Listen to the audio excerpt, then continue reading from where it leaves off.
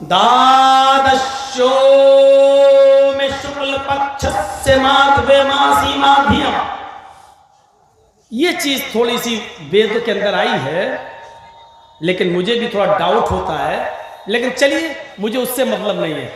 द्वादशो में शुक्ल पक्ष से माधवे मासी माध्यम। अंतिम ऋषि जब आएंगे वो माधव मास के शुक्ल पक्ष में 12वीं तारीख को जन्म लेंगे। हिंदू धर्म के अंदर तारीख तक बताई गई है, आखिरी नबी की पैदाइश की तारीख कब होगी, किस तारीख में पैदा होंगे।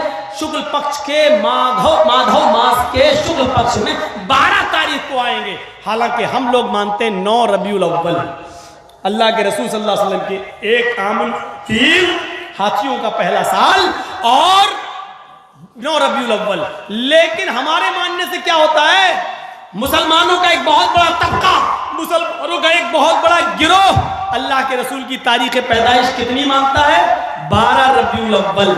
2 तारीखें मशहूर हैं आपकी पैदाइश की, एक तो 9 रबीउल अव्वल और एक 12 रबीउल अव्वल।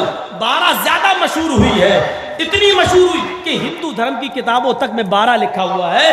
द्वादशो में शुक्ल पक्ष से माधवे मासी माध्यम। माधव मास के शुक्ल पक्ष में 12 तारीख को पैदा होंगे। जिस किताब के अंदर तारीख पैदाइश तक बता दी जाए, आज हिंदू भाई उसी नबी को पहचान नहीं पा रहे हैं। आखिरी नबी कल की पैदाइश कितनी, 12 तारीख, 12 रबीउल अव्वल को पैदा होने वाले एक ही नबी है जनाब मोहम्मद रसूलुल्लाह सल्लल्लाहु अलैहि वसल्लम, जिनकी तारीख भी 12 बताई जा रही है और जिनकी प्यारी सवारी ऊँटनी बताई जा रही है। से परवाहिरो बधूमंतो द्युदशा, जो ऊँटनी पर सफर करेगा उसकी प्यारी सवारी ऊँटनी होगी, जिसकी मान मर्यादा प्रतिष्ठा इज्जत और सम्मान आसमान की आकाश की बुलंदियों को छुएगा। जो आकाश की यात्रा करेगा यानी मेराज पर जाएगा, सफर मेराज की तरफ इशारा है कि जो आसमान का सफर करेगा। बधूमंतो द्युदशा, और जिसकी बीवियों की तादाद 12 होगी। जिसकी बीवियों की तादाद कितनी होगी, 12। लो, प्यारी सवारी ऊंट और बीवियां कितनी होंगी, 12। 12 बीवी वाला कौन है, मोहम्मद रसूलुल्लाह सल्लल्लाहु अलैहि वसल्लम। 100, किसी की 99 थी, किसी की 1000 थी।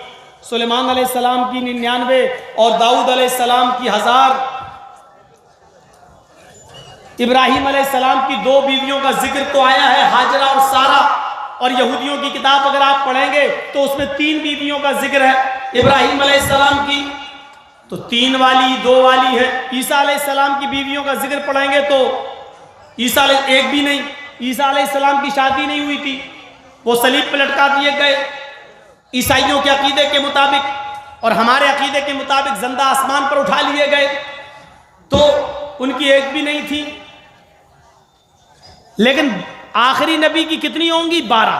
तो अब हिंदू भाइयों को 2 वाली 1000 वाली से मतलब नहीं होना चाहिए, उनको मतलब होना चाहिए कि आखिरी नबी की कितनी होंगी, 12। तो 12 बीवी वाला देखें कौन है, हिंदू धर्म के अंदर 12 बीवी वाला कोई नहीं। हाँ, सबसे ज्यादा अगर बीवियां किसी की थी तो कृष्ण जी की थी। अगर आप पढ़ेंगे महाभारत में तो आप ताज्जुब करेंगे, उनकी पत्नियों की तादाद 16,108।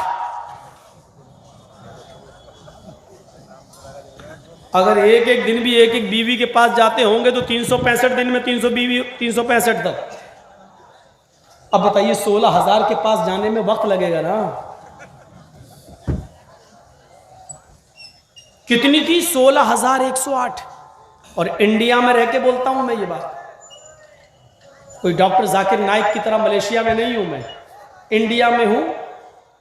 अगर ऐसे नहीं देख रहे हो आप तो केस करके देख लेना, हम तुम्हारी किताब अदालत में लेके पहुंच के दिखा देंगे। भैया मैंने अपनी तरफ से कुछ नहीं कहा, ये तुम्हारी किताब में लिखा महाभारत में 16,108। इस पर किसी ने गाना भी बनाया, चारों तरफ गोपियां बीच में कन्हैया, चारों तरफ गोपियां बीच में कन्हैया।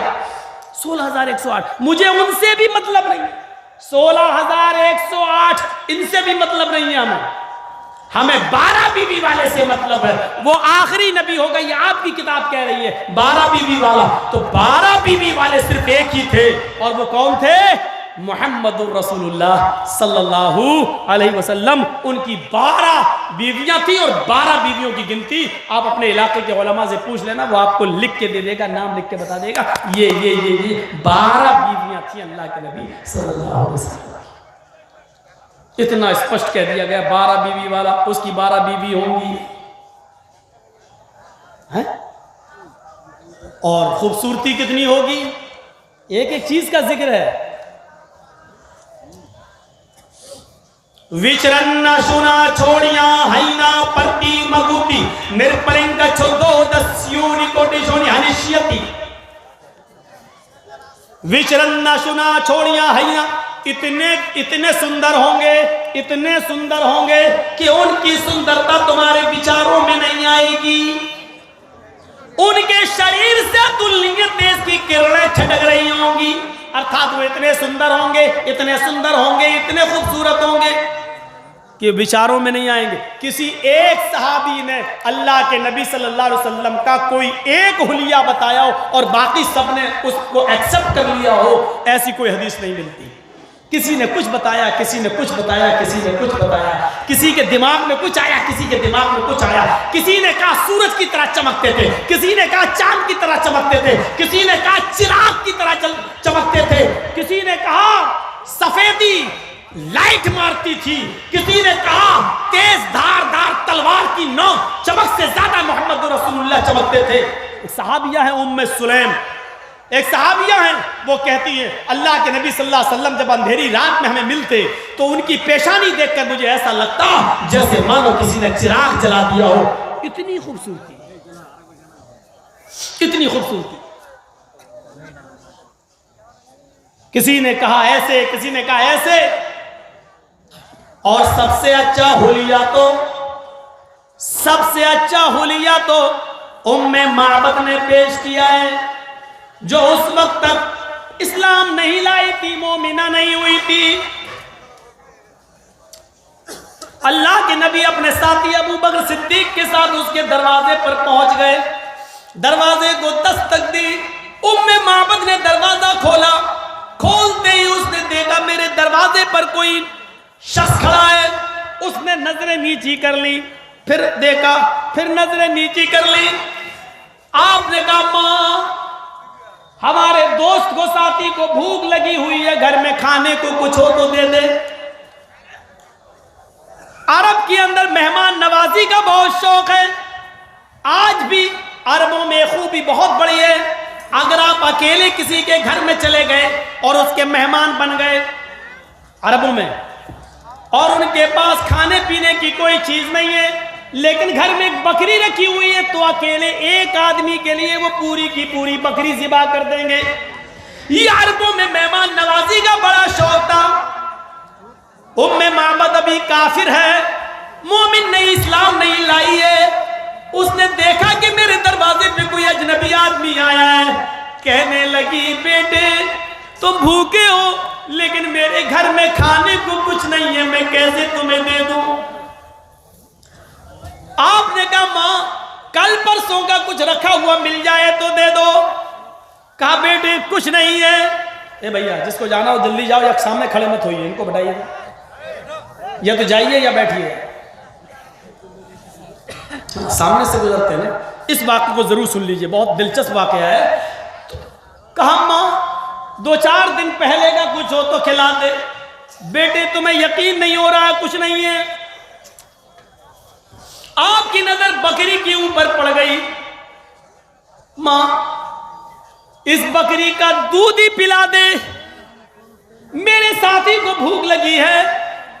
बुढ़िया ने कहा मां, बेटे इस बकरी ने तो कई महीने से दूध देना बंद कर दिया है, ये तो दूध ही नहीं देती, और अब जिंदगी भर कभी देगी भी नहीं, क्योंकि बिल्कुल मुर्दार हो चुकी है, सिर्फ रूह आती है, हड्डियों का ठूठ बनी हुई है। इसने बच्चे देना बंद कर दिए, दूध देना बंद कर दिया। इतना सुनना था। कहा मां, जरा घर से एक बर्तन ले आ, मैं भी तो जरा आजमा लूं, मैं भी तो देखूं ये बकरी ने दूध देना कैसे बंद कर दिया है। वो समझी भूखा है बेचारा, इसको यकीन नहीं आ रहा है, मुझे झूठा समझ रहा है।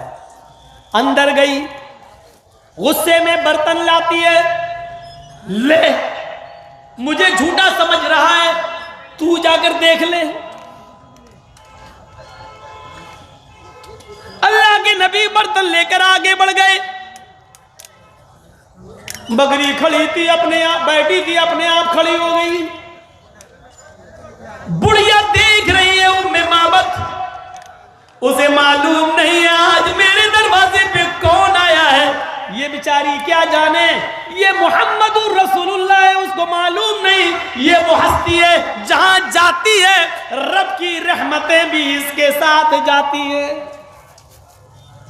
आगे बढ़े, ज़ादुल माद में लिखा है बर्तन में दूध दोहने का वही तरीका, इन पैरों की एड़ियों को कूले से लगाना, दोनों पैरों से बर्तन को दबाना और बकरी के थन में हाथ मारा, पानी मारा, बिस्मिल्लाह कह के जो दूध दोहना शुरू किया वही कैफियत, बर्तन की बर्तन भर गए।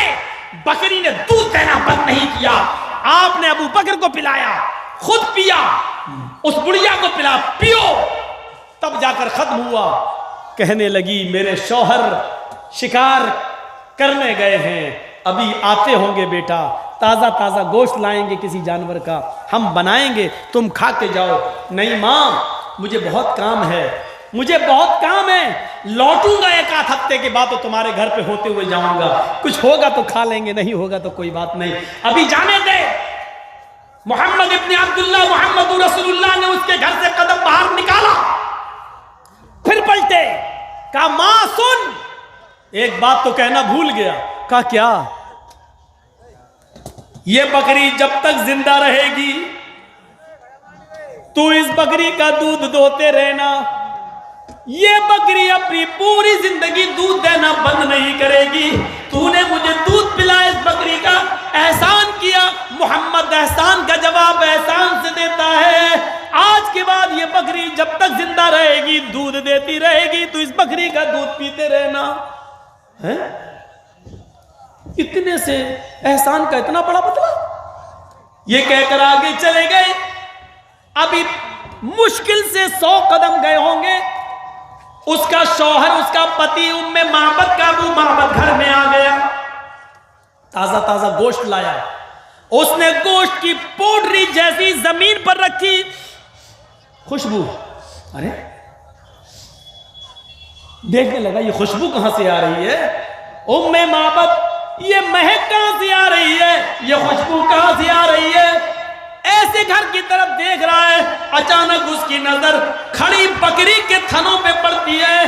उसके थन में अभी भी दूध का कतरा लगा है, टपक रहा है जमीन पर एक एक बूंद। बकरी के थन में लगा हुआ दूध का कतरा और घर में उठने वाली खुशबू सूंघ कर बकरी के थन में लगा हुआ दूध का कतरा देखकर चीख पड़ा, अभी इस राह से गुजरा है कोई, अभी इस राह से गुजरा है कोई, कह देती है शोखी नक्शे पाकी। आए उम्मे माबद जैसे जंगलों में जानवर के, भैंस के, बकरी के, इंसान के पैरों के निशान ये बता देते हैं कि अभी इस रास्ते से कोई घोड़ा गया है, बकरी गई है, ऊंट गया है। ऐसी इस घर में आने वाली महक और बकरी के थन से टपकने वाला दूध का कतरा ये बतला रहा है कि कोई रहमतों वाला भी आया था, कोई बरकतों वाला इस घर में आया था, जिसकी रहमत और बरकत और बरकत की बारिश तेरे घर में हो गई। उम्मे माबद रोते हुए कहती, हाँ वो भूखा था, मालूम नहीं वो कौन था, लेकिन भूखा था। मैंने कहा कुछ नहीं है, मेरे शौहर शिकार करने गए, उसको जल्दी थी, उसने कहा इस बकरी का दूध पिला दे। मैंने कहा बकरी दूध देना छोड़ दी है, उसने कहा बर्तन ला, मैं बर्तन लाई, अब बरकत ऐसी कि दूध देना शुरू। उसने जाते जाते ये भी कह दिया अबू माबद कि ये बकरी जब तक जिंदा रहेगी दूध देती रहेगी। कहां गया होगा वो, कितनी दूर? अभी गए हैं, जाओ जल्दी ढूंढ के लाओ। गोश्त खाकर जाएगा, ऐसे मेहमान को ऐसे नहीं जाने देंगे, तुम इतनी जल्दी शिकार करके आ जाओगे, ये मुझे मालूम न था। अबू माबद जाते हैं, 20 कदम गए, फिर लौट के वापस आए, घर में घुसे। अरे अबू उम्मे माबद, मैं उसको पहचानूंगा कैसे, वो कौन था, मैं उसको पहचानूंगा कैसे। अरे अबू उम्मे माबद, उसकी पेशानी पता कैसी थी, उसकी नाक कैसी थी, उसके होंठ कैसे थे, उसकी दाढ़ी कैसी थी, उसका सीना कैसा था, उसके हाथ कैसे थे, उसका पैर कैसा था, उसके बाल कैसे थे, सर पे क्या पहने हुए था, हाथ में क्या था। अरे कुछ तो उसकी पहचान बता, हम उसको पहचानेंगे कैसे। उम्मे माबद कहती है, आए मेरे प्यारे शौहर, अल्लाह की कसम मुझे कुछ नहीं मालूम, इतना रौब था उसके चेहरे पर, इतना जमाल था उसके चेहरे पर, इतनी खूबसूरती थी उसके चेहरे पर, इतना हसीन और जमील था वो कि मेरी आंखें एक बार देखी, दोबारा उसके चेहरे पर निगाह न डाल सकी। इतना रौब और दबदबा था उसके चेहरे पर कि दोबारा आंख डालने की हिम्मत नहीं हुई। लेकिन इतना कह सकती हो, वो एक सूरज की तरह चमकता था, चांद की तरह चमकती। आया अबू माबद, जल्दी जाओ, वो दूर निकल जाएगा, 100 कदम की दूरी पर देखना तुम्हें जो सबसे खूबसूरत नजर आए, जो चांद जैसा और सूरज की तरह चमकता हुआ चेहरा नजर आए, समझ लेना कि यही मेरे घर में आया था, जल्दी जाओ उसको लेकर आओ। सबसे अच्छा हुलिया उम्मे माबद ने बयान किया, इतनी खूबसूरती थी जनाब मोहम्मद रसूलुल्लाह के चेहरे पर।